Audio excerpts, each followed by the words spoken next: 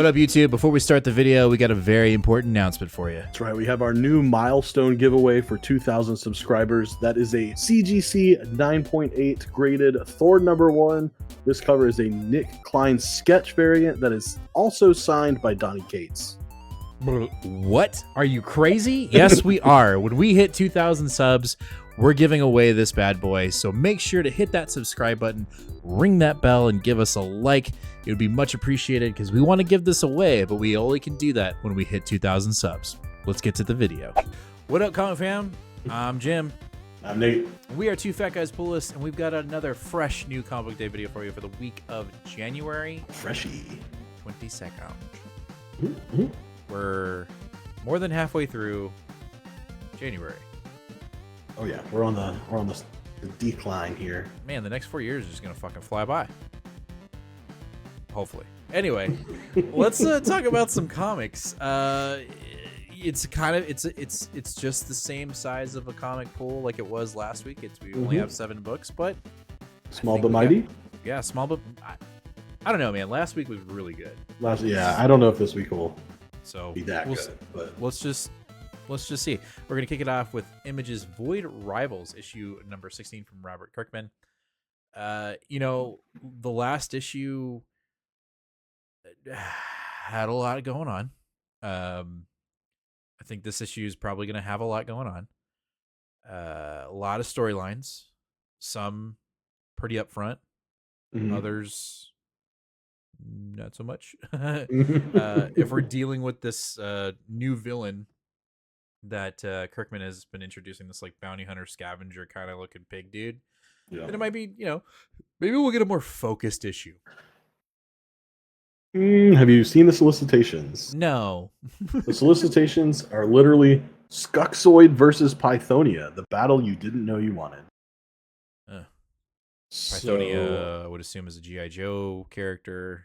That's the one that was on the cover of issue 13. Right, and she's in like the weird slug spaceship right now, like butt or something. Yeah, and then Skuxoid is that weird dude that we keep seeing. He's like randomly in a ship and he keeps getting fooled. He's like, I'm trying to get back to my family, and it's just I don't understand that guy at all. But like, so apparently this issue is an entire battle between them. Well, I mean, at least it's focused, right? We don't have 15 different storylines. Yeah. So I'm not saying it's bad. It's gonna be fine. It's just maybe we'll actually get some direction rather than like what feels like a fork in the road issue for 15 different storylines, and we just get one. Yeah. We'll see. All right. Jumping over to DC, we got Absolute Wonder Woman issue number 4 from Kelly Thompson. I just it's patois. This is patois. Like I just have to say it, even though there is another book that is a potential patois. But this has been fantastic. The lore, the reimagining of this character, it's done everything right. Everything right. And I just don't know, like, we're 4 issues in and we haven't had a issue 2 slump. And I'm not trying to say that I want that, but like the law of averages says it's going to happen eventually. At some point it's going to happen, and I hope it's not here. Knocking on wood. But we'll have to wait and see. But Diana is just a fucking badass. She has an arm that she put back together with dark magic, and now she has a metal arm. I didn't think I'd like that, and then I read it and I was like, oh fuck yeah, that's awesome. I love that. No, I do like it. No, I like it. After this arc, there's a 2-issue arc where Kelly Thompson is teaming up with Mattia de Luis, and that's the team who did the Culling or the Cull. That really cool Goonies style little thing. Anyway, them back together, and we're getting the origin of her Red Lasso. Yeah. Well, we'll talk about that. I'm super excited about this book, just in general. Yeah, we'll talk about that later. Okay, bye. Hey, I'm interrupting the video. It's only because I've got something really important to tell you. I know you know what we're giving away when we hit 2,000 subscribers. I gotta let you know about what we're giving away when we hit 1,250 subscribers.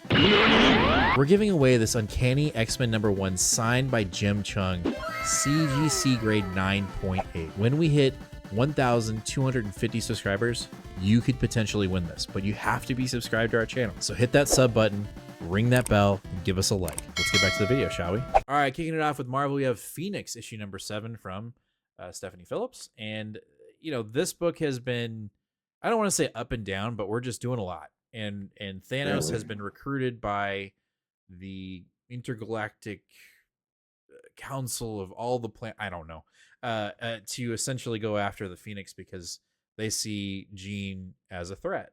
And I mean, I think that's a pretty decent assumption, especially with her history. But Jean has turned a new leaf. She is a cosmic entity who is being courted by, is it Eternity? It's either Eternity or Oblivion. I can't remember. It's one of the two. Yeah. That's courting her to become more than just the Phoenix. And it looks like Thanos. I don't think Thanos is gonna be able to stop her. I mean, based on this cover, it's been fine. It's just there's a lot going on, and especially in the X books. Yeah. And I just have to think that at some point this book is going to. I'm not saying it's not important. I think it is. I think where Jean sits within the hierarchy of the universe and the cosmic bits of the universe, it's pretty high. So whatever she does and establishes in this book, I think will have very big ramifications in the X line. We just don't know when and where. So that's kind of why I'm on the book. I am enjoying it. It just doesn't feel particularly connected to the current X line. It just feels like its own thing. And there are little hints and blips of the X-Men in the book, and that's okay. Yeah, and that's fine. I am a little intrigued. It says Nova, Sif, and Rocket Raccoon are supposed to be in this issue too. Yeah, they showed up at the end of the last issue, kind of as backup to Jean, because of the whole Thanos being able to control people with this new device. It was so long ago. Which Nova is it? Is it Rich Rider or is it the little kid? No, it's Rich Rider. Okay. Yeah. I actually don't know where any of that stuff is currently. Like if the kid's still Nova anymore, if Rich Rider still, I get confused where that's at right Gotcha. Now. All right. Okay. Yeah. All right. Next up, we have the TVA issue number 2 from Catherine Blair. I really enjoyed issue 1. I thought it was really fun. We're establishing this new kind of like Avengers of the TVA, and they're dealing with some kind of entity that is, warping realities, warping timelines, and affecting them in a negative light, in like an emotionally negative way.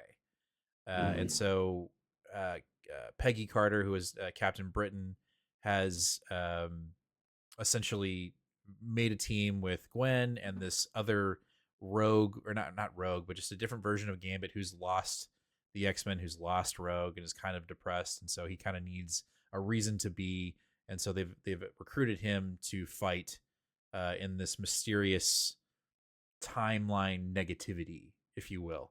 Okay. I really enjoyed issue 1. I really like Gwen being a part of this, especially with her involvement with the TVA in her current run, the Ghost Spider run. So to see her kind of have that connectivity here, and then also the TVA book being, it looks and reads and feels like it's definitely connected to Loki season 2. So we have some interconnectivity within the MCU and comics. Blair was a screenwriter on Loki season 2, so obviously she has familiarity to the storylines. She was a part of it, so she has her hands in all of this creative decisions within this book as well. Also, just as a side note, we will be interviewing her this Friday, so you look out for a new Secret Origins episode with Catherine Blair on it. I think it's going to be awesome. I can't wait for it. But I'm enjoying TVA. I've been waiting for that hint that Kevin Feige said, which was like, we're going to interconnect our movies with our comics and our comics with our movies. Like, I know at first we were both very like, I don't know, but now I'm like, I'm here for it. Yeah, I so far it has been a good transition. We haven't done it a ton, but so far it's been handled well. Yeah, I think it hasn't. It just hasn't. it hasn't done the thing that we thought we would fear, which was like it would just be too cheesy or it wouldn't make sense. And like no, like I think it helps. I think it helps generate business on both ends. It helps people go to Disney Plus and watch the shows and movies. It helps drive more people into the comic shop to read comic books, which is the ultimate goal. Right, that's the ultimate goal. Yep. All right, next up we have Ultimate Spider-Man issue number 13, another potential boudoir. Issue 12 was so good. It was our Christmas issue. We thought we had one thing, we had another, and then we find out that Pete and Norman have been kidnapped by Kraven, and they're being tortured. Not such a nice Christmas after all. I don't know, man. I mean, that issue was my pick of the week when it came out. I'm sure this one will be right up there with a top 3, if not the actual pick of the week for the week. Yeah, there's been essentially no misses on this run so far, which is a pretty big deal a year into a run. So yeah, I agree. Love it. All right, next up we have The Uncanny X-Men issue number 9, another book that is up for potential pick of the week. We have Gail Simone, who is just absolutely killing it with this book. Do we have our original artist on this book? That's all I want to know. That is a good question. No. Okay, so no, not David Marquez. This is not the original artist. This is Andre Bresson. Okay. We'll see. But I'm not, I mean, Gail Simone's been killing it, so like I can't say that the writing isn't going to be good.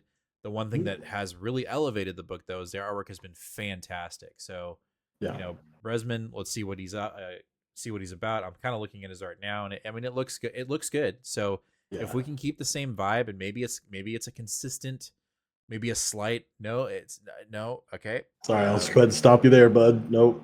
We get this fella here for a couple issues, and then when we start doing I'm saying maybe his art style is consistent to the main. My apologies. I thought you meant maybe we'd get consistent artist on this book, and that's what I'm saying no to. No, I don't. I'm not. I've been around the block. I wasn't born yesterday. I know that consistency in American comics when it comes to artwork is not the case. I get that. But what I do demand is similar art styles. With subtle differences, then I'm cool with it. So, we'll see. And I'm looking at his art now, and I mean, it looks pretty cool. I mean, it's not, it's definitely different, but I think it might have the same. Yeah, I think we might be okay here. I think we might be okay. We'll just say we're going to be good. Sure. See you on Sunday. All right. Our last book of the night is Wolverine Revenge, issue number 4, the Red Band edition from Hickman. This book is just nuts. Like, we didn't know what really to expect when we first picked it up. Then when we read the first issue, we're like, oh, this is a what if. And it's been a crazy what if. And those are the best kind, especially when they're just off the wall and nuts. And we've got Wolverine getting revenge because he was set up by certain characters, and most of those characters are now dead. So I'm assuming, is this the last issue? No. Oh, okay. So we've got one more. Okay, so we got plenty of revenge to go around. Well, interesting to see. I will say I've had a blast with this book. It's been super fun. I don't really know who else he's gonna kill, but I'm here for it. Definitely here for it. Oh, maybe Xavier. Ooh, I can get down with that. I mean, I don't know. I just don't know. We'll just have to. I mean, Hickman's just full of surprises. It's true. It's very true. We'll see. All right, that's going to do it for this week's New Comic Day video for the week of January 22nd. Let us know down in the comments, what are you picking up today? What are you reading first? What's your potential pick of the week?